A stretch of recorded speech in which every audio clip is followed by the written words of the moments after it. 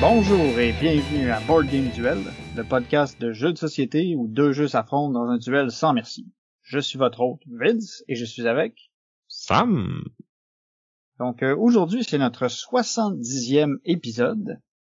Notre thématique aujourd'hui, ça va être un peu différent. Ce sera pas nécessairement un duel de jeux, mais plus une discussion. Donc aujourd'hui, on va parler des jeux en français et en anglais. Pourquoi il y a les deux? Pourquoi les prix sont différents? Est-ce que il y en a un qui est mieux que l'autre? Fait qu'on va en discuter.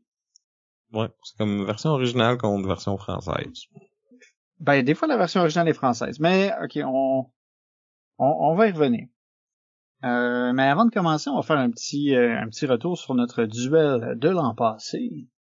En passant, on était dans les placements de tuiles, donc c'était Ginkgopolis contre Carcassonne. Moi, j'avais parlé de Ginkgopolis. Donc, ça le dit, c'est un jeu de placement de tuiles, mais il y a aussi du draft, construction de tableaux un peu. C'est un jeu qui est quand même assez weird et difficile à décrire, là, mais qui est vraiment satisfaisant. Là. Thématiquement, on construit une espèce de ville futuristique en harmonie avec la nature, là, mais dans les faits, c'est ça. On va faire du draft, on va expandre la cité, on peut soit l'expandre ou la faire monter en hauteur. Il y a comme un petit côté de majorité, parce que quand on place les tuiles, ça fait des quartiers de couleurs, puis là, ça, c'est nous qui a le plus de ressources sur ce quartier-là, ça va nous valoir des points, on peut aller chercher des points avec les cartes qu'on rajoute dans notre tableau.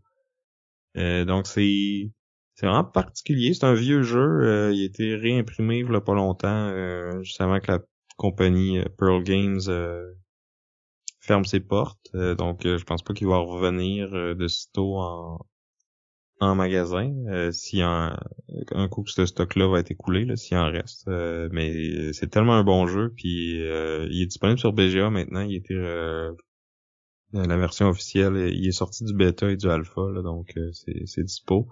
Moi, il est toujours dans ma rotation, justement sur BGA. Je le joue régulièrement, puis je l'ai sorti une couple de fois sur la table aussi depuis le duel. Là. Ça reste, je pense que c'est dans mon top 20 de mes jeux préférés, je dirais. Il est pas assez proche de faire mon top 10. Ben, de mon côté, au lieu de prendre un jeu qui était difficile à trouver puis à peu près inexistant maintenant en magasin, je suis allé vers l'inverse, qui est le jeu qu'on va trouver partout puis que tout le monde doit avoir une copie si c'est pas deux dans son garde-robe. Donc, j'avais choisi le jeu Carcassonne, qui est un des plus vieux jeux de placement de tuiles, où on va créer justement différents terrains. L'idée, c'est qu'on va avoir une carte commune qui va s'agrandir, puis sur laquelle on va pouvoir prendre possession de certains éléments, soit des routes, des villes, des champs, des églises. Puis en fonction de là où on place les tuiles, puis où on place nos bonhommes, ben on en prend possession. Puis tout le monde se met à se greffer à tout ça, puis à agrandir des villes, agrandir des champs. Fait que le jeu a un peu l'aspect qu'on va vouloir essayer d'aider les autres à fermer les trucs, mais en se greffant dessus. Aider. Ouais. Ben, si on est capable de se greffer après, on va essayer de l'aider. Si on n'est pas capable, ben on va s'arranger pour que jamais il réussisse à finir sa ville ou sa route. Ah, ou tu peux juste carrément y voler en ayant plus de meeple que l'autre dessus à la fin. Puis comme tu l'aides pas, là, tu vas juste y voler ses points. Ouais. Fait que c'est ça. Fait qu'il y a un petit aspect coupe-gorge intéressant. C'est un jeu qui est très accessible. Là. Je veux dire, tout le monde peut jouer à Carcassonne. Là. Il y a pas, c'est pas un gros niveau de complexité. Jusqu'à temps que t'expliques comment que tu scores les champs. On dirait que ça mêle tout le temps tout le monde. mais c'est ça. Ça reste quand même très accessible. C'est pour ça que je suis allé vers Carcassonne, quelque chose de disponible, puis que tout le monde peut essayer de jouer, puis qui est agréable à jouer. T'as-tu rejoué depuis? J'allais dire, j'y ai pas rejoué depuis parce que c'est sûr que là, nous autres, on va jouer à d'autres, à des nouveaux jeux tout le temps, puis j'ai un petit peu tendance à aller vers des jeux plus complexes. Fait que ça fait quand même un certain temps que j'ai pas joué à Carcassonne. Mais c'est sûr que la prochaine fois, je dirais pas non si quelqu'un me propose de jouer à Carcassonne. Moi, je suis un peu dans le même bateau, là. Si on me le propose, je dirais pas non, mais tu sais, je vais pas le rechercher non plus, là. Puis je joue une fois de temps en temps sur BGA, là. Il est là avec 4-5 expansions, je pense. Il y en existe plein d'autres. Puis il y a même une autre version qui s'appelle Hunter and Gatherer, là, qui était thématique genre comme des cavernes, qui est sur BGA aussi. Au final, c'est à peu près le même jeu, là. Il y a quelques petites différences, il y a des tuiles spéciales, mais une version intéressante aussi. Fait que c'était Carcassonne. Pour continuer, on va parler des jeux auxquels on a joué récemment. Que Sam t'a joué à un jeu de placement de tuiles impliquant des tuiles de nature. Sam, ça m'a l'air d'un contexte, d'un concept inédit, encore une fois. Je pense que ça fait 3 épisodes de suite que je vous parle de ça. Mais celui-là, c'est le jeu Biomos, qui est sorti en France l'année dernière, mais je pense qu'il est pas encore disponible ici. La personne avec qui j'ai joué l'a importé de là-bas. On était vraiment motivés à essayer ça. Donc, c'est de l'auteur Grisha Germain et publié par Subverti. Donc, Biomos, c'est un jeu de draft. Chacun va avoir sa planète, puis on va comme drafter des types de terrain qu'on va ajouter dessus. Puis nous, on a joué avec la version avancée. Là. Il y a comme un côté pour une partie d'initiation. Nous, on est allé direct dans le mode avancé. Puis dans le fond, ça fait que tout le monde a comme un terrain préféré. Quelqu'un que tu finis la game avec ça dans ton tableau, tu fais des points pour. En fait, tout le monde en a 2. Puis il y en a un qui est comme commun à tout le monde.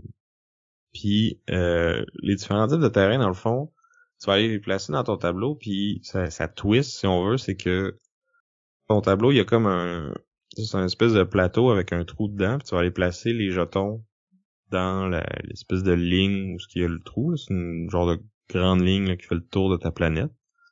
Puis tu peux, après ça, les slider. Puis mettre, tu sais, comme le nouveau que tu viens d'acquérir, tu peux aller le mettre entre 2 qui étaient déjà là, dans le fond. Tu peux pas les réarranger, mais tu peux en glisser un dans le milieu de ta rangée de... Pour avoir un petit repère visuel, ça a l'air d'un espèce de collier de perles au final autour de ta planète, puis tes tuiles, c'est comme des petits ronds que tu rajoutes. Ouais, c'est une belle analogie, puis t'as comme 2 spots qui peuvent pas bouger. Fait que là, quand t'es mets là, ils bougeront plus de là. Puis, sur ton tableau, il va y avoir des genres de recettes, si on veut. Fait que si tu as, mettons, un désert à côté d'un autre désert, ben la tuile qui est à côté de ça, tu peux la transformer en désert. Ou si tu as une montagne à côté d'une mer, ben tu peux faire une forêt. T'as comme tout le monde a un peu toutes ces recettes-là. Fait que ça te permet un coup que t'as drafté ce que t'avais, puis que les as placés, si tu changes d'idée ou que t'as réussi, dans le fond, il y a comme tout le temps 4 cartes. En fait, non, c'est pas vrai, il y en a 8 de disponibles qui demandent un pattern bien particulier. Puis là, quand tu l'as réussi, tu fais un certain nombre de points. Puis là, plus ils sont difficiles à faire, plus ils valent de points. Puis là, un coup que le pattern est fait, ben tu peux comme aller modifier les tuiles que t'as pour aller chercher d'autres choses, pour comme remplir d'autres patterns ou améliorer ton scoring de fin de game, parce que comme je disais, tout le monde a comme ses terrains qui valent des points pour lui ou elle, puis en plus, une fois dans la partie, tu vas le terrain que tu drafts, dans le fond, tu vas le mettre sur ta lune, fait que là, tous les terrains de ce type-là qui ont dans ton tableau, à la fin, vont valoir 3 points. C'est une game où les scores sont pas si hauts que ça, là, fait que d'aller chercher des points avec ça, c'est quand même significatif. Mais l'affaire, c'est que tu peux te commettre vite là-dessus, mais là après, ça se peut que les autres ils aillent te voler ces types de terrains-là, là, parce que dans le fond, comment ça fonctionne, c'est que à chaque ronde, si on veut, nous on était 4 joueurs, on mettait 5 terrains de disponibles. Fait que là, le premier joueur, il avait le premier choix, puis après ça revenait à lui ou elle, puis elle avait le dernier aussi. Puis là, le premier joueur tournait comme ça jusqu'à ce qu'il n'y ait plus de tuiles. Puis t'as un aspect de timing qui est important aussi parce que tu sais, tes recettes que tu peux faire pour comme transformer tes terrains, ben tu peux juste le faire tant qu'il en reste dans la réserve de ce type de terrain-là. Fait que même si tu remplis la condition, si dans le sac que tu piges les tuiles dedans, il y a plus de forêt, ben tu peux plus rien transformer en forêt, tu sais. Tu sais, il y a un des terrains que c'est carrément c'est de la glace, fait que c'est comme des wild parce qu'à tout moment tu peux les transformer en n'importe quoi, mais c'est ça. Encore une fois, c'est tant qu'il en reste. Puis tu peux juste faire une transformation par tour. Fait que tu sais, faut que tu times comme il faut. Tu peux pas comme tout aligner tes affaires puis là, décider que bam bam bam t'en transformes 4-5 de suite juste pour remplir un pattern. Tu sais, c'est long de comme remodeler ta planète si tu veux là. C'est pas ça, c'est pas très long à jouer là, c'est un petit filler là, de 20-25 minutes puis qui donne quand même des choix intéressants là, mais puis tu sais t'as quand même un peu d'interaction aussi du fait que le marché de cartes là, qui vaut des points, ben, il est commun à tout le monde. Là, fait que si tu t'enlignes sur quelque chose, les autres peuvent venir le prendre avant toi, ou ils vont aller drafter de ce qu'ils savent que t'as besoin. Fait que tu peux regarder ce que les autres font puis essayer de leur nuire avec les choix que tu prends là, quand t'as pas quand t'as pas ce que tu veux, tu peux quand même essayer au moins de nuire au suivant. Là. Il y a quand même un peu d'interaction vu qu'il y a le marché au début qui peut être plus ou moins avantageux pour toi, mais qui te permet d'influencer le jeu des autres. C'est ça. Fait que c'est ça, tu sais, c'est pas... ça m'a pas jeté à terre, mais j'ai l'impression que je dis ça pour tous les jeux de ce type-là, là, parce que, tu sais, c'est pas... honnêtement, moi, mon préféré dans le tas, ça sera encore Cascadia, là. Je pense qu'il n'y en a aucun des derniers qu'on a parlé récemment qui le dépasse, là, mais tu sais, il y en a aucun que je refuserais de jouer non plus, là, tu sais, c'est tous des bien beaux jeux corrects, puis si t'aimes ce genre de jeu-là, ben, tu sais, il est bon, puis il est dans le même style, peut-être que tu vas l'aimer plus à cause du... Tu sais, le fait de pouvoir slider tes tuiles, puis de les changer, c'est quand même une twist intéressante, mais tu sais, je vais pas courir pour me l'acheter quand il va être disponible ici non plus. Puis je vais pas le faire l'importer de France. Donc voilà pour Biomos. OK. À mon tour, maintenant, j'ai essayé il y a pas très longtemps, en fait. C'est tout frais. J'ai essayé le jeu Mandala, qui est sorti en 2019. Faut faire attention, il y a beaucoup de jeux qui s'appellent Mandala ou Mandalas même. Là, nous autres ici, on parle du jeu de 2019, designé par Trevor Benjamin et Brett Gilbert, et publié aux éditions Lookout Game. Nous autres, on a joué à l'édition qui est disponible sur BGA.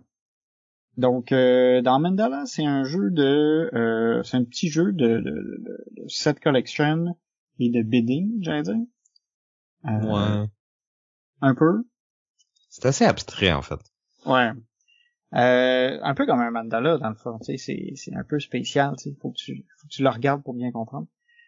Puis des fois, ça veut rien dire. Donc, dans Mandala, comment ça se passe? On va avoir une main de cartes. Chaque carte, dans le fond, est une couleur. Puis il y a au total 6 couleurs de Mandala différentes. On va avoir deux montagnes, en fait, qui sont 2 zones où les cartes vont être aux enchères. Quand on vient notre tour, on peut soit décider de mettre des cartes d'une même couleur pour pouvoir acheter une des montagnes, ou on peut décider d'ajouter une carte à une montagne pour pouvoir aller piocher des cartes. Mais ça fait aussi que cette carte-là va pouvoir être achetée plus tard. Ça bonifie l'offre de la montagne, finalement. Ouais, ça l'améliore. L'affaire, c'est que ce qui va déterminer quand est-ce que la montagne va vraiment être achetée, c'est quand on va avoir au moins une carte de chacune des 6 couleurs sur la montagne. Soit dans les cartes qui vont être achetées, soit dans les cartes qui vont être utilisées pour payer la montagne. Fait qu'il faut que tu regardes un peu qu'est-ce que l'autre joueur va avoir mis, puis qu'est-ce que tu as mis, puis qu'est-ce qui est disponible pour savoir à tout moment, OK, es-tu bientôt à veille d'être acheté? si je veux qu'elle s'achète plus vite, qu'est-ce qu'il faut que je mette? Ou si je veux pas qu'elle s'achète tout de suite, qu'est-ce qu'il faut que je mette? Fait que faut que tu réfléchisses un peu à ça. Puis, au final, tu as un système de pointage qui vont en incrémentant, en augmentant. Dans le sens où la première fois que on va commencer la partie avec 2 cartes de couleurs qui sont cachées. Puis pour savoir comment ces cartes-là puis les futures qu'on va avoir vont scorer, c'est que quand on va acheter une montagne, à tour de rôle, on va prendre toutes les cartes d'une couleur qui est en vente. Fait qu'admettons, je décide de dire, c'est moi qui ai finalement gagné la montagne parce que j'ai mis plus de cartes. Ben là, je peux dire, OK, moi, je vais prendre toutes les cartes noires. Fait que là, si c'est la première fois que j'ai des cartes, je vais mettre une des cartes noires qui va indiquer le point que toutes les autres cartes noires vont faire. Et le reste des cartes noires, je vais les mettre dans ma défausse cachée. Et dans le fond, je vais, à la fin de la partie, multiplier le nombre de cartes dans ma défausse, puis le nombre de cartes dans mon le nombre de cartes le nombre de points qui correspond à cette couleur-là. Fait qu'à mesure que la partie avance, les dernières cartes, dans le fond, que tu vas chercher, vont valoir plus de points que les premières par carte. Ça crée aussi une asymétrie avec l'autre joueur, parce que peut-être que pour toi, les vertes, ils valent 1 point, puis pour moi, ils vont en valoir 4. Fait que là, quand il y a des cartes vertes dans une montagne, c'est vraiment bon pour moi, puis toi, t'as pas envie de me laisser, mais en même temps, si t'es prêt, tu fais juste 1 point avec, tu sais. C'est ça. Fait qu'il faut un peu... c'est un drôle d'équilibre à essayer de maintenir, parce que tu veux faire plus de points, mais faut pas que t'en laisses trop à ton opposant. Puis il faut que tu surveilles aussi qui est à veille de finir la partie, dans le fond, quelle couleur il a déjà ramassé. Ouais, parce que la partie se termine quand quelqu'un a dans son score devant lui ou elle les 6 couleurs. Fait qu'il faut rester à l'affût. Fait que c'est ça, c'est un jeu qui se joue assez rapidement. Une partie, c'est quoi? C'est 10 minutes, 10-15 minutes, gros max. Ouais, sur BGA, c'est même moins que ça, je pense. Hein. Parce que tout se brasse tout seul, puis... Ouais, le setup se fait tout seul, là, mais tu sais, dans la vraie vie, c'est peut-être plus 15 minutes. Puis c'est ça, là, tu sais, c'est assez... faut quand même bien réfléchir, tu sais, ça a l'air de rien, là, ça a l'air d'un petit mandala que ta tante va colorier un samedi matin quand il pleut, mais non, c'est un peu plus... ça prend un peu plus d'intuition que ça. Oui, je dirais que non, mais j'ai joué quand même beaucoup sur BGA, justement, là, en tour par tour, puis tu sais, il y a des stratégies que j'ai vues après comme 4, 5, 6 parties que j'avais pas vraiment compris qu'on pouvait faire ça les premières fois que j'ai joué, puis tu sais, de manipuler les enchères puis les montagnes pour que ça soit à ton avantage. C'est vraiment là que le jeu il se joue, puis tu sais, t'as tout l'aspect de gestion de ta main aussi, parce que toutes les fois que tu rajoutes des cartes sur les montagnes, c'est comme ça que tu repiges d'autres cartes que tu vas pouvoir te servir soit pour bonifier d'autres montagnes ou juste miser, puis tu sais, de savoir quand c'est le temps de miser, quand c'est le temps de bonifier, c'est des durs choix, ça aussi, puis je pense que plus tu y joues, plus meilleur tu vas devenir, là. Ouais, c'est ça, puis tu sais, la fin de la partie peut arriver vite, fait que des fois, faut que tu prennes des décisions qui crèvent le cœur en début de partie, mais qui vont peut-être payer plus tard. Donc, c'était le jeu Mandala. Tu parlais d'affaires qui arrivent vite. Moi, j'ai reçu mon Frosthaven là 2 semaines. Il est pas arrivé si vite que ça, là, mais bon. J'avais aussi pris Gloomhaven Buttons and Bugs. Ce que je pourrais décrire comme la version Gloomhaven de Chérie, j'ai rapetissé les enfants. Dans le fond, c'est une version miniature de Gloomhaven dans tous les sens du terme. Là. Littéralement, la boîte, elle a un format boîte Gloomhaven, mais c'est tout petit. Là. Ça rentre dans ta paume de main. Puis c'est vraiment une version minimaliste du jeu. En fait, ça avait été à la base développé comme un print and play qui s'appelait Gloomholden, qui était juste des cartes. Mais Cephalo Fair Games ont comme tellement trippé sur ce mode de jeu-là qu'ils l'ont comme redéveloppé un peu puis qu'ils l'ont sorti officiellement. Donc les designers, c'est Joe Clipfell, qui est la personne qui avait fait le print and play, puis ils sont allés engager Nikki Valens, qui avait fait entre autres Legacy of Dragonhold pour comme écrire l'histoire du jeu, si on veut. Puis ça a été publié par Cephalofair Games, là, donc le même éditeur qui a fait Gloomhaven, Frosthaven et toutes les Haven. En tout cas, tous ceux qui comptent. Il y en a sûrement d'autres, là, mais... Fait que c'est une petite boîte, il y a 20 scénarios dedans. Comme je disais, je l'ai reçu peut-être il y a 2 semaines, puis j'ai déjà complété la campagne avec un des personnages. Ouais, bon, faudrait... Si on regarde les parties que tu as jouées dernièrement, c'est à peu près que Gloomhaven, Buttons and Bugs, là. Mais en même temps, c'est comme, tu sais, ça prend 20 à 30 minutes à jouer, fait que tu t'installes pour 1 heure et demie, t'as le temps d'en faire pas mal, là. Fait que je l'ai vraiment dévoré, j'ai adoré ça, tu sais. Je pense que j'avais pas réalisé à quel point que je m'ennuyais de jouer à Gloomhaven. Puis comment ils ont réussi à comme faire que ça marche avec si peu de matériel, là, tu sais, comme les ennemis, c'est comme juste des cubes. Ton deck de cartes d'habilité, dans le fond, t'as juste 8 cartes par personnage, là. Il y a 6 classes de personnages disponibles dans la boîte. Puis dans le fond, t'as 8 cartes avec des habilités, mais sont recto verso. Fait que tu vas commencer la partie, ils vont être côté A, puis là comme dans Gloomhaven, t'en joues 2, tu fais l'action du haut de une, l'action du bas de l'autre.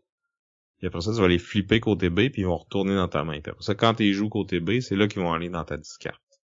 Puis là, tu vas faire une coupe de tours comme ça, à un moment donné, tout va se ramasser dans ta discarte. Tu dois faire soit un short rest ou un long rest, pareil comme dans Gloomhaven, puis à ce moment-là, tu vas perdre une de tes cartes. Fait que dans le fond, t'en perds 2 dans les faits, parce que recto verso, tu sais. Fait que c'est pas long que tu manques de tours. Comme un petit peu plus vite même que dans le Gloomhaven original, je dirais.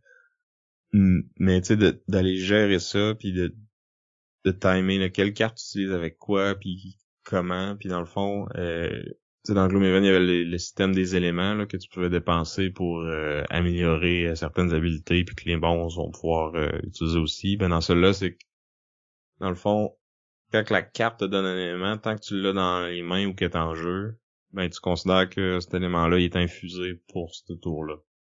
Fait que tu peux l'utiliser avec d'autres cartes ou les monstres peuvent l'utiliser si leur habilité le permet. Puis dans le fond, au lieu d'avoir un gros deck de modificateurs de tes attaques que tu vas aller améliorer quand tu montes de level, c'est que dans le fond, t'as une table avec 3 colonnes, puis dans le fond, tu brasses un dé qui a 3 faces possibles, moins, 0 ou plus. Dans le fond, quand t'es dans le 0, ben c'est ta colonne du milieu qui est à peu près neutre, là, mais c'est comme plus tu montes de level, plus que tes colonnes vont devenir meilleures. C'est les plus vont avoir des meilleurs effets, les moins vont avoir des moins bons. Puis tu sais, comme dans le fond, t'as tes 3 colonnes avec plusieurs rangées, puis la première fois que tu fais une attaque, tu regardes dans la première rangée qu'est-ce que ça donne avec le dé. Un coup que t'as décidé, je fais mon attaque, je brasse le dé, là, 0, ça veut dire plus 0. Après ça, prochaine fois que je vais attaquer, je vais tomber dans la deuxième colonne, puis là, peut-être que j'ai une chance, si je pogne le plus, de pogner mon x2, tu sais. Puis le tour d'après, je vais être dans le troisième, puis là, si je pogne un moins, ben là, c'est là qu'il y a mon critical fail qui annule complètement mon attaque, tu sais. Fait que tu sais un peu à quel moment que tu peux frapper vraiment fort ou que tu peux vraiment te planter, fait que tu peux prévoir en conséquence, puis tu sais, pas jouer ta grosse attaque quand tu sais que ça se peut qu'elle marche pas pantoute, là. Puis c'est un peu la même chose avec les ennemis. Dans le fond, les ennemis ont aussi leur carte avec les 3 colonnes, puis toutes les fois qu'ils attaquent, t'as comme un petit marqueur qui bouge, puis qui te dit c'est quoi les résultats possibles. Les habiletés que les ennemis vont faire à chaque tour, c'est le même principe. Il y en a 3. Fait que au début du tour, tu choisis tes 2 cartes. Puis après ça, pour chaque type d'ennemi qui est en jeu, tu roules le dé. Si tu pognes le moins, ben là, ils font leur habilité la plus rapide. Le 0, c'est celle du milieu, puis le plus, ben c'est la plus lente. Fait que tu sais, dès que le scénario commence, t'as toute l'info, tu sais c'est quoi les trois possibilités pour chaque ennemi, ça va être quoi leur initiative potentielle, puis c'est à quel point ils peuvent te taper dessus, tu sais. Puis, dans le fond, chaque carte de scénario, dessus, il va y avoir en haut puis en bas les objets aussi. Fait que là, à chaque scénario que tu réussis, tu rajoutes des objets dans ton inventaire disponible. Fait que là, à chaque début de scénario, tu vas choisir quel objet tu vas amener. Dans le fond, quand tu montes de level, tu vas pouvoir upgrader des cartes, mais tu peux comme tes cartes d'habilité, là. T'en as 4, mais t'as comme 4 versions améliorées de ça. Fait que quand tu montes level 2, t'en upgrade une des 4. Tu peux à chaque scénario rechoisir laquelle que tu vas upgrader pour ce scénario-là. Fait que tu peux comme te respecter à chaque scénario pour aller chercher les cartes qui vont vraiment t'aider pour ce scénario-là. Dépendamment du type d'ennemi qui est là ou des conditions spéciales qui pourraient peut-être être là aussi. Fait que là, quand t'es level 1, t'en upgrades pas. Quand t'es level 2, t'en choisis une. Quand t'es level 3, t'en choisis 2. Puis dans le fond, le scénario va te dire quel level que t'es, là. Tu fraques pas d'expérience. C'est juste que si t'es rendu au scénario 3, mettons, ben là, c'est là que tu tombes level 2, puis etc. Puis là, les 2-3 derniers scénarios, ben là, t'es rendu level 5. Fait que ta table de modificateurs est rendue vraiment meilleure. Mais tu sais, les ennemis que tu vas rencontrer vont être plus forts aussi, là. Puis les scénarios vont être plus durs. Fait qu'on a vraiment réussi à comme distiller Gloomhaven à sa plus simple expression, puis ça marche encore, là. T'as encore le système de gestion de main, puis de comme je choisis mes cartes, puis là faut que je fasse le haut de une puis le bas de l'autre, puis des fois selon ce que les ennemis vont faire, je vais peut-être changer de plan puis comme swapper ce que j'avais prévu, puis tu sais ça marche, tu sais. La seule affaire qu'il y a pas, c'est que t'as pas de coffre à looter, t'as pas d'or à tracker, là, tu sais, ils ont enlevé tout ce flafla-là. C'est sûr, t'as pas l'interaction avec les autres joueurs parce que c'est un jeu qui se joue seulement en solo, mais tu sais, si vous avez aimé les scénarios solo, justement, de Gloomhaven, ben c'est un peu le même style, là, de, comme, il y a un chemin optimal pour faire le scénario, puis c'est à toi de le trouver, là. Mais contrairement à ce qu'il y avait dans ces scénarios-là des fois, puis à ce qu'il y avait dans Forgotten Circle, c'est que t'as pas comme t'as pas de mauvaise surprise, là. Toutes les règles spéciales du scénario, t'es vois au début. Tu sais exactement c'est quoi qu'est-ce que les ennemis peuvent faire. Il y a pas d'ennemis qui vont spawner de nulle part. T'as toute l'info au début, c'est à toi de choisir quelle carte tu veux amener, quel item tu veux prendre, puis de trouver la façon que tu peux comme solver le puzzle, là. Comme je disais, c'est des petites games de 20-30 minutes, fait que c'est facile d'en enchaîner beaucoup. Puis dans le fond, il y a 20 scénarios dans la boîte, mais comme chaque classe a comme un scénario unique à cette classe-là, fait que tu fais pas celui des autres. Puis il y a un des scénarios comme généraux que tu fais pas non plus. Tu fais comme 14 scénarios pour la campagne. Fait que je vais probablement au moins la refaire avec une autre classe. Puis potentiellement comme aller faire tous les scénarios uniques à chaque classe au moins pour voir comment ça marche, là, puis avoir fait les 20 scénarios au moins une fois, là. Puis avoir tout sorti qu'est-ce qu'il y avait à sortir de cette petite boîte, qui finalement est quand même bien remplie. Ouais, vraiment. Pour vrai, si vous avez aimé Gloomhaven puis que vous aimez ça les jeux solo, comme jetez-vous dessus, là, il est vraiment bon, là. C'est super bien fait puis comme ça vaut le prix, là. Cool. Fait que c'était Gloomhaven Buttons and Bugs. En parlant de petites boîtes, c'est ce que j'ai vu tout à l'heure sur le site du magasin de jeux l'Odyssée. Non, qu'est-ce que t'as vu? Eh bien, Sam, j'ai vu un de mes jeux de trick-taking préférés en rabais. Je dirais le jeu Aurum, qui est présentement à 24%. Puis il en reste seulement qu'une copie au moment d'enregistrer. J'espère qu'elle va rester là pour le au moment où l'épisode va sortir. Ouais. Fait que c'est ça, on va dire un petit coucou à nos commanditaires de l'Odyssée, magasin de jeux de société de Belleuil. Vous pouvez aller acheter en présentiel dans leur magasin ou sur leur site en ligne. Ils ont aussi un programme de fidélité qui fait que vous accumulez des points à mesure que vous faites des achats sur leur site. Puis moi j'ai vu dans les nouveautés, il y avait aussi Marvel Champions Age of Apocalypse. Un de mes jeux préférés, la nouvelle boîte qui vient de sortir. Je vais peut-être me laisser tenter. Je pense que tu dis peut-être, mais je sais pertinemment que tu vas aller l'acheter. En même temps, sur le site, il est en français. Moi, tout le reste dans la collection est en anglais. Ça clasherait un peu. Mais il faut dire que il y a pas juste des jeux en français sur le site de l'Odyssée. Il y a des jeux en français, il y en a en anglais, puis ils prennent la peine de préciser justement quelle version vous regardez, quelle version vous magasinez. C'est un bon segue, Sam, je trouve, vers le sujet de l'épisode d'aujourd'hui. C'est juste plate qu'on a plein d'annonces à faire avant. Ah, ben oui. Merci de casser mon beat, mais de me ramener à l'ordre. Fait quoi, on a plusieurs petites annonces à faire. Donc, la première, c'est que vous allez si vous voulez nous voir en personne, on va être présent aux 12 heures ludiques, événement organisé par le club, par le groupe Facebook Jeux de Société Québec. Donc, ça sera le 18 mai à Repentigny. Fait que ça, le 12 heures ludique, c'est un 12 heures de jeux de société. Ouais, c'est aussi un événement caritatif pour La société pour Sclérose en plaques Canada. Donc, ils vont ramasser de l'argent pour aider à financer la recherche sur la sclérose en plaques. Fait que ouais, on va être là. Comme à l'Estrie-Joue, on va organiser un petit quiz ludique, donc pour tester vos connaissances, mais surtout vous amuser avec nous. Puis il va y avoir des beaux prix à gagner, dont notamment plusieurs jeux offerts par notre commanditaire l'Odyssée, qu'on remercie d'avance. Oui, merci beaucoup. Puis fait que c'est ça, fait que c'est une autre occasion de nous voir en personne. Sinon, si vous voulez encore plus d'occasions de nous voir en personne, comme j'avais dit au dernier épisode, on a commencé à pas mal finaliser l'organisation de la journée de jeux de société de Board Game Duel, qui aura lieu. On a parlé dans l'épisode Patreon, mais pas dans l'épisode principal. Oh, ben ça c'est une bonne raison de devenir un Patreon, parce que ça veut dire qu'on a des teasers vers les annonces qu'il va y avoir dans les épisodes plus tard.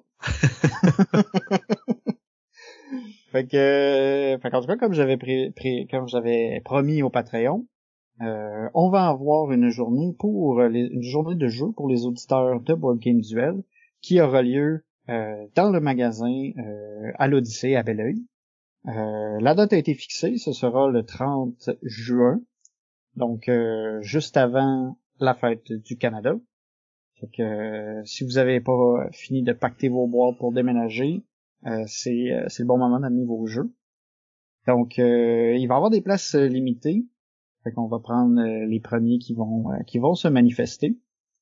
Ouais, vous pouvez nous envoyer un petit courriel à boardgameduel@gmail.com, commenter sur YouTube ou Facebook, ou nous envoyer un petit message là sur Discord. Là. Dans le fond, n'importe quel moyen que vous pouvez nous rejoindre, on va vous prendre.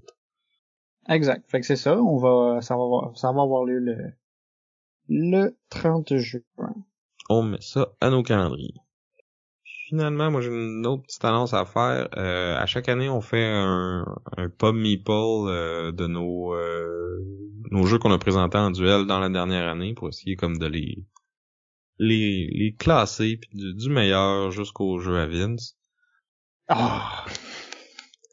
Fait que ça va être dans 2 épisodes qu'on va vous faire ça live, puis dans le fond on a besoin de vous pour être notre tiebreaker, parce que quand on s'entend pas sur quel jeu qui est meilleur que l'autre, ben on utilise la sagesse de notre auditoire. Donc le site Pub Meeple va permettre de comme compiler les listes de tout le monde là. Vous pouvez aller dessus, puis je vais mettre le lien dans la description de l'épisode là. Puis dans le fond ça vous donne tout plein de comparaisons à faire des jeux un à un, puis dans le fond, à la fin de tout ça, ça va comme donner votre classement de c'est lequel votre préféré jusqu'au moins bon.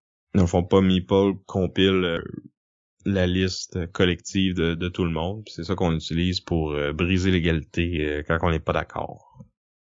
La première année, je pense que la foule était un peu plus de mon côté, l'année passée plus de ton bord, donc j'ai hâte de voir comment ça va aller cette année. Ouais, j'ai bien hâte de voir. C'est un épisode que j'aime faire parce que ça nous fait ressasser un peu les jeux auxquels on a joué, puis nous rappeler justement qu'est-ce qu'on a fait depuis le début de l'année. Donc, allez faire la liste, puis surveillez ça sort dans 2 épisodes. Fait que juste un petit rappel, toutes les petites annonces qu'on a faites, 12 heures ludiques, c'est le 18 mai, la journée Board Game Duel, c'est le 30 juin, puis préparez-vous à répondre au Pub Meeple rapidement, parce que dans 2 épisodes, on fait notre grand retour sur l'année. Donc, Maintenant, on arrive au sujet chaud de l'épisode. Français ou anglais, Sam? Alors, Moi, honnêtement, quand que j'achète un jeu, je vais avec le moins cher des deux. Fait que c'est souvent en anglais. Parce que je me considère bilingue, fait que je suis capable de jouer autant en français qu'en anglais, fait que j'y vais avec mon portefeuille. c'est drôle, hein, mais je suis aussi coupable. Parce que les jeux de société, c'est quand même quelque chose qui représente des bonnes dépenses. Tu sais, les jeux sont quand même assez chers, puis si on va faire des gros jeux, ben ça coûte de plus en plus cher. Et les jeux en français vont avoir tendance à coûter toujours un petit peu plus cher que les jeux en anglais. Puis ça, on entend souvent beaucoup de monde chialer là-dessus, que ça devrait pas coûter aussi cher de traduire puis tout ça. Puis une petite précision à apporter par rapport à ça, je pense que, tu sais, oui, il va y avoir des frais de traduction, mais honnêtement, je pense que c'est pas ça qui explique la majorité du coût. Là. Souvent, ça va être je pense que ça va être fait à l'interne ou par des moi, en tout cas, j'ai souvent vu des éditeurs qui cherchaient du monde pour traduire puis qui offraient pas de payer pour ça, là. Ouais, mais là, en même temps, ça fait peut-être que ça va affecter la qualité du produit si tu utilises pas, des gens qui sont des vrais traducteurs, tu sais. Effectivement, puis ça se voit aussi souvent dans il y a des traductions qui sont très mal, qui sont bourrées de fautes ou qui sont mal traduites carrément. On a déjà parlé d'une couple de jeux comme ça, là, que c'était que des fois tour puis ronde, on utilise le même mot, alors que c'est deux affaires complètement différentes. Là.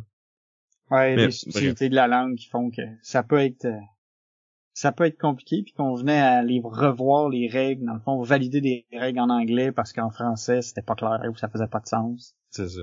Ça nous est arrivé à quelques reprises. Mais tout ça pour dire pourquoi ça coûte plus cher souvent, c'est que c'est une question de quantité d'impression, tu sais. Si t'imprimes 100 000 jeux en anglais, ben chaque boîte va te coûter un peu moins cher que si t'en imprimes juste 30 000 en français. Juste parce que t'as un deal avec c'est comme quand t'achètes en gros au Costco, là. Ça te coûte moins cher la livre, mais t'en as une tonne. C'est le même principe avec les usines qui produisent les jeux, tu sais. Ouais, souvent, c'est ça, en ayant le marché anglais étant comme plus gros que le marché français, ils produisent plus de jeux destinés dans le fond, au public anglais qu'au public francophone. Donc, on sauve en produisant plus. Fait que c'est ça, tu sais, moi, je me sens un peu mal, tu sais, parce que je trouve que, tu sais, c'est important d'encourager le français, puis justement, il y a beaucoup de gens aussi qui parlent pas anglais, puis je veux dire, on vit au Québec, on est francophone, puis il y a les Français aussi, qui parlent français, les Belges, il y en a plein d'autres. Mais souvent, c'est ça, c'est que ceux qui vont distribuer le jeu en Europe puis en Amérique du Nord, ça sera pas les mêmes compagnies, tu sais, c'est des deals différents. Fait que même s'il y a une version française qui existe pour l'Europe, elle sera peut-être pas distribuée ici par la même compagnie, ça arrivera peut-être pas en même temps, ça se peut que ce soit même pas le même prix. Puis tout ça, c'est des facteurs qui sont comme hors du contrôle des consommateurs, puis hors du contrôle même des boutiques qui essayent de vendre les jeux. Mais tu sais, ça fait que les versions françaises sont plus chères. Puis tu sais, on a entendu beaucoup d'histoires là dans les dernières années de magasins de jeux qui ont reçu des plaintes de l'Office québécois de la langue française parce que justement, tu sais, il y a une loi qui dit que les jouets pis tout ça, ça doit être le même prix en français et en anglais pour pas favoriser une langue par rapport à l'autre. Puis tu sais, dans un contexte de jouets pour les enfants, je peux comprendre pourquoi cette loi-là existe.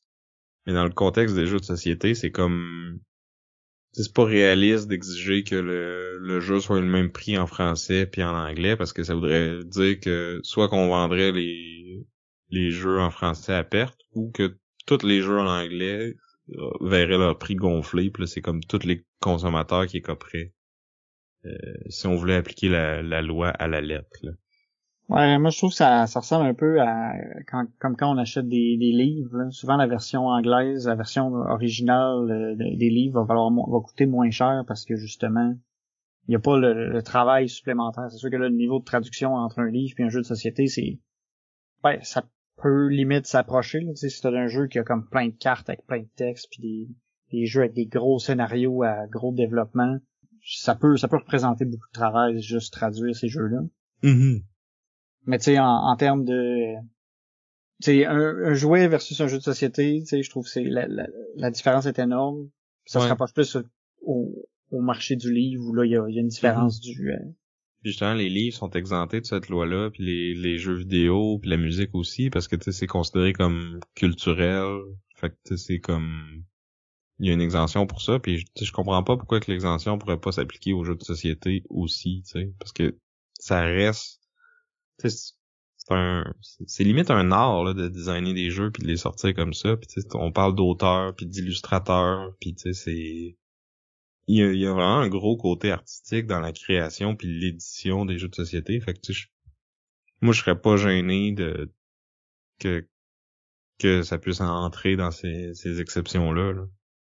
C'est sûr, mais tu sais c'est ça, c'est pas tout le monde qui parle anglais dans un sens là, de dire que parce que moi ce que j'imagine c'est que si jamais une loi comme ça part ben dans le fond si elle était vraiment appliquée à la lettre puis qu'on n'allait plus retrouver aucun jeu en anglais dans les magasins, ben c'est juste qu'il y a plein de compagnies qui vont juste arrêter de nous vendre des jeux parce que je sais pas à quel point tous les jeux valent la peine d'être traduits puis qu'il y a juste des gens qui vont dire bon ben au pire les quelques centaines de copies qu'on vendra au Québec ben c'est pas grave si on les vend pas, fait qu'on traduit pas le. Ouais, c'est ça, on se donnera même pas à peine. Tu sais il y a beaucoup de avec Kickstarter puis tout ça, on a beaucoup de compagnies de jeux qui sont indépendantes, des petites compagnies qui ont pas des budgets énormes puis qui finissent par juste faire le jeu en anglais parce que c'est comme ça qu'ils peuvent toucher le plus de monde. Ben là, ça barre tous ces jeux-là, qu'il y a des fois des perles, dans le fond, on pourra pas avoir. Ou qu'on va juste s'acheter en ligne parce qu'ils pourront pas policer l'Internet non plus, là. Fait que soit que tu vas les acheter direct sur Kickstarter ou tu vas les acheter à des boutiques en ligne ontariennes ou ailleurs au Canada ou aux États-Unis puis tu te les fais livrer. Fait que tu sais, en voulant protéger le français, c'est que tu vas comme pénaliser les commerçants d'ici, comme l'Odyssée par exemple, pour en nommer un. Ouais. Mais c'est ça, tu sais, au moins il y a quand même il y a plusieurs compagnies, tu sais, qui essaient de faire les traductions, tu sais, surtout les grosses compagnies là, tu sais, comme Fantasy Flight. Ben, Lucky Duck font beaucoup de relocalisation en français de jeux d'autres compagnies.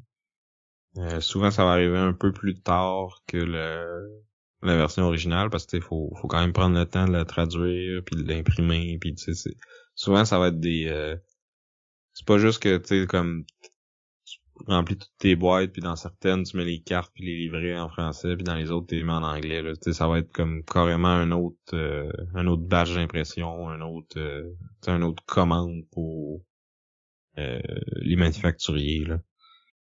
C'est sûr que tu sais nous, on parle peut-être d'une position privilégiée vu qu'on est à l'aise dans les deux langues, fait que ça ne dérange pas d'avoir le jeu en anglais. Tu sais, ça reste qu'autour de la table, on va parler en français, puis tu sais, pour beaucoup de jeux, de toute façon, il y a très peu de texte pendant la partie. Là. C'est sûr qu'il faut que tu lises le livret de règles, puis que tu l'apprennes, puis tout ça, mais un coup que tu joues, tu sais, souvent il y a des symboles, il y a des icônes où le texte est quand même peu présent puis c'est facile de faire la traduction avec les autres joueurs si eux ou elles ne parlent pas bien l'anglais. Tu sais pour ceux qui sont plus unilingues, tu sais je comprends que c'est plate là d'avoir à attendre plus longtemps ou à payer plus cher pour ces jeux-là, mais tu sais c'est la réalité là puis mais je pense qu'il y a il y a quand même beaucoup d'éditeurs français, québécois, qui essayent de sortir dans les deux langues puis au même prix. T'sais, on l'a vu avec, par exemple, le Sky Team du Scorpion Masqué, il était le même prix en français et en anglais.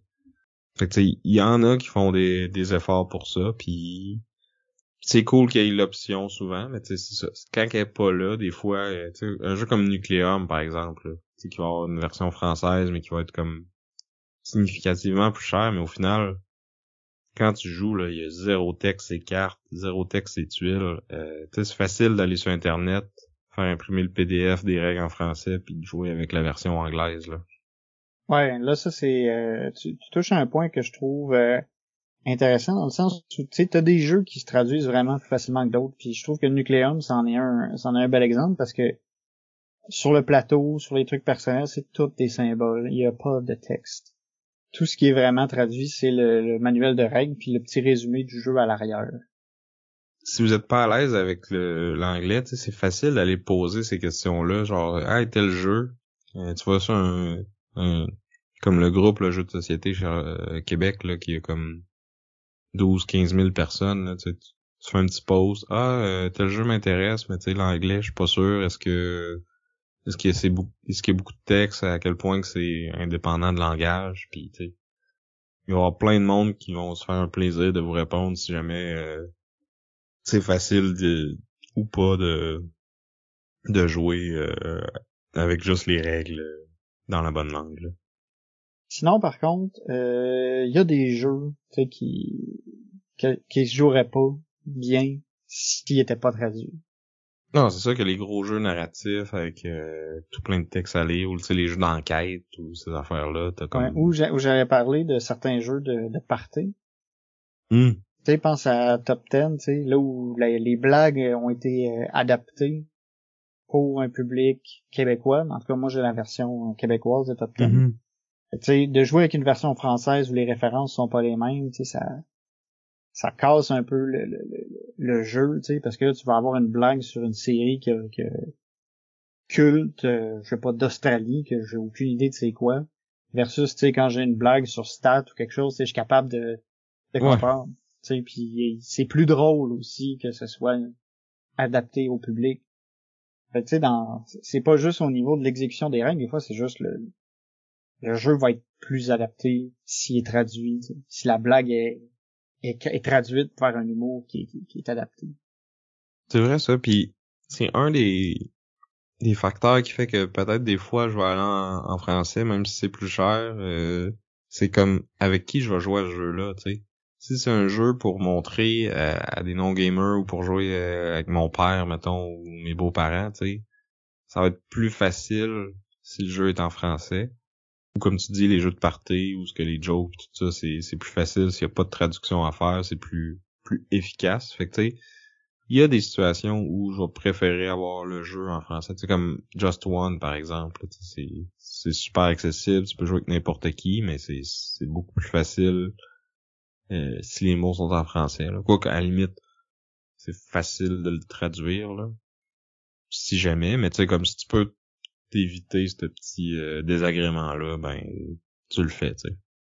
Fait que, tu sais, c'est ça. Au final, je pense que ça revient un peu aux préférences de chacun. C'est sûr que, tu sais, d'avoir l'opportunité de parler en anglais, ça te permet d'acheter certains jeux moins chers. Mais tu sais, c'est le fun de pouvoir jouer un jeu en français dans ta langue, puis t'as pas à traduire ou tu sais, quand tu achètes un jeu en français, tu sais que tu vas pouvoir jouer avec n'importe qui au Québec, là. Je veux dire, tu sais, avec tous tes chums, tu sais, tout le monde parle français. Ouais, je veux dire, moi j'ai des amis qui parlent pas français, là. Oui, mais tu sais, c'est pas nécessairement la majorité. Je veux dire, je vais avoir l'air nationaliste en disant, tu sais, au Québec, la langue principale, c'est le français, tu sais. Bon. Fait que, tu sais, c'est normal que en français, c'est plus accessible. Tu sais, c'est rare, tu vois, moi, ça me choque pas, admettons, en vivant au Québec, que quelqu'un me dise, ben, je parle pas anglais, je peux pas jouer à ce jeu-là parce qu'il est en anglais. Non, ça me choque pas non plus.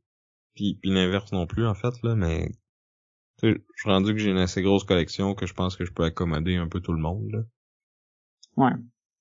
Puis c'est ça, c'est juste de connaître son auditoire, connaître la situation, puis sortir les jeux en conséquence, là. Ouais.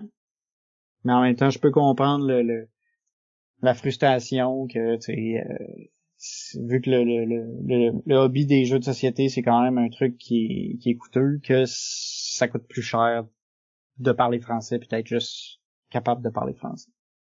Non, c'est sûr. Mais tu sais, c'est pas parce que le jeu est en anglais qu'on va parler en anglais autour de la table non plus, là. Non. Souvent, on a beaucoup de traductions libres de je vais placer mon worker là, puis Il y a beaucoup de mots anglais qu'on francise, là. Ouais, ça finit un peu franglais, nos affaires, souvent. Puis des fois, on invente des verbes. Hein. Ben, on dit souvent, on parle de bidet. Tu sais, Je pense qu'on a parlé dans l'épisode. Ben, c'est ça, tu sais, on bide, mais c'est mettre aux enchères. C'est juste un mot inventé parce que même en anglais, tu dis pas bidet. C'est bid, là, ça finit là. Drafté. Drafté, ouais. Dudes on a map. Tu sais, il y a des noms de styles de jeu, tu sais, qu'il y a pas de belles traductions connues. Dudes on a map. Deck building. Ouais. Construction de paquets, tu sais, ça peut... Ouais. J'ai jamais entendu personne dire ça sérieusement. Non, moi non plus. Mais, création de, je sais pas. Non, je vais pas m'avancer sur une traduction. Mais c'est ça. Maintenant, je suis curieux de savoir, vous, quand vous achetez vos jeux, est-ce que vous préférez les acheter en français, en anglais, vous en foutez? Est-ce que est-ce que le coût des jeux, en fonction de la langue, a une influence sur vos habitudes d'achat de jeux? Fait que vous pouvez nous donner vos commentaires sur notre Discord, sur YouTube. Vous pouvez nous écrire à boardgameduel@gmail.com. Sur Facebook, sur Instagram. Vous pouvez nous faire des signaux de fumée. Si vous êtes dans le coin de Sherbrooke, j'aurais les voir. Mais s'il vous plaît, faites ça dans un endroit sécuritaire en respectant les règles municipales. On s'entend. Puis sinon, merci de nous écouter. Merci à nos auditeurs. Merci à nos Patreons de nous supporter. Ça nous aide beaucoup à continuer. Merci à l'Odyssée qui nous commandite. Puis qui merci va nous à Chrysalis pour notre chanson thème. Oui. Puis dernier petit rappel, on est là le 18 mai au 12h ludique. Il va y avoir la journée Board Game Duel le 30 juin à l'Odyssée. Puis allez faire le Meeple pour dans 2 épisodes notre ultime classement. 3. L'œil du tigre. Ouais, nice. J'allais dire, putain, ultime classement, ça fait 3 fois qu'on le fait. Là. Fait que, imagine. L'ultime jusqu'au prochain. Ouais, l'ultime de l'année. Fait que sur ce, j'étais Vince. Et je suis encore Sam. On vous dit à plus. Bye.